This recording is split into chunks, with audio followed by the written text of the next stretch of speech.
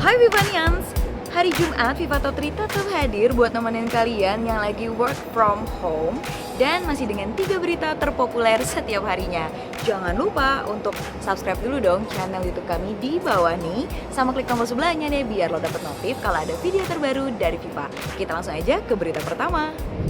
Kabar baik nih guys, seorang WNI berhasil membuat alat tes mandiri virus corona dan alatnya udah diakuin di 3 negara loh. Wah. Santo Purnama berhasil mengembangkan alat tersebut dalam waktu 4 bulan lewat perusahaan bernama Sensing Self di Singapura. Alat ini bekerja dengan menganalisa enzim yang bisa mendeteksi seseorang terinfeksi corona atau tidak hanya dalam waktu 10 menit saja. Jadi sangat efektif untuk tes pribadi yang dapat dilakukan di rumah sendiri atau rapid test yang sedang digelar pemerintah. Namun hingga kini perusahaannya belum mendapatkan persetujuan untuk membawa alat tersebut ke Indonesia. Padahal alat yang diproduksi sejak Februari 2020 ini sudah mencatatkan lisensi dari Eropa, India, serta Amerika Serikat. Wih, mantap. Tapi sayangnya kenapa belum masuk ke Indonesia ya? Padahal kan bisa jadi pilihan masyarakat untuk tes mandiri di rumah. Presiden Filipina yaitu Rodrigo Duterte akan menembak mati pelanggar aturan lockdown. Wah, ngeri banget. Duterte memerintahkan polisi dan militer untuk tembak mati perusuh yang berani melawan selama lockdown wabah corona berlangsung. Napagkaginulo at nagkaroon ng okasyon na lumaban at ang buhay ninyo ay nalagay sa alanganin. Shoot them dead. Peringatan ini dikeluarkan Duterte setelah polisi menangkap 21 warga di kawasan miskin Quezon, Manila 1 April kemarin.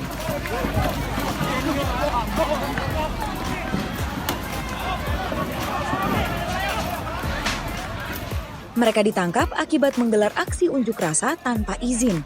Warga mengaku belum menerima makanan ataupun bantuan sejak lockdown 15 Maret lalu. Meski sudah diberi lampu hijau oleh Duterte, polisi Manila dengan jelas menyatakan tidak akan melakukan penembakan. Filipina sendiri adalah negara ASEAN pertama yang melakukan lockdown imbas virus corona.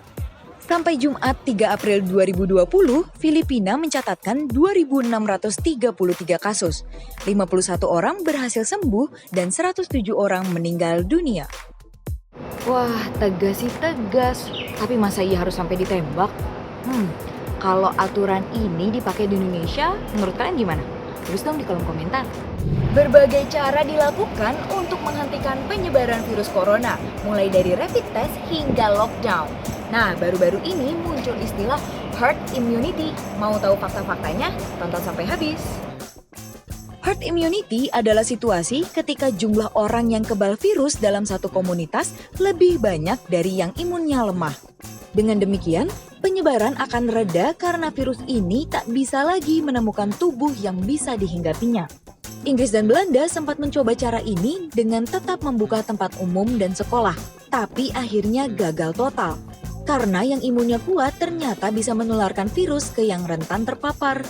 Bahkan yang sempat sembuh malah ada yang kembali positif. Masalahnya, herd immunity hanya bisa dilakukan dengan bantuan vaksin. Sementara vaksin COVID-19 sampai saat ini belum ditemukan. Menurut kajian Perhimpunan Dokter Spesialis Penyakit Dalam Indonesia, jika teori herd immunity sengaja dilakukan di tanah air, bisa-bisa memicu kematian massal dan hilangnya satu generasi. Nah, sekarang udah tahu kan apa itu herd immunity dan resikonya? Kalau menurut gue beresiko juga sih, soalnya bisa menghilangkan satu generasi loh. Kalau menurut kalian gimana? Oke, that's all for Viva Top 3 Today. Baca berita lebih lengkapnya mengenai COVID-19 ataupun berita terupdate lainnya di viva.co.id atau di vivanews.com. Kalau kalian mager, sukanya yang instan-instan, tenang aja, kami udah sediain videonya lewat di flix.id atau di video.com. Jangan lupa untuk like video ini, komen, terus share deh ke semua teman-teman lo biar mereka ikutan update kayak lo.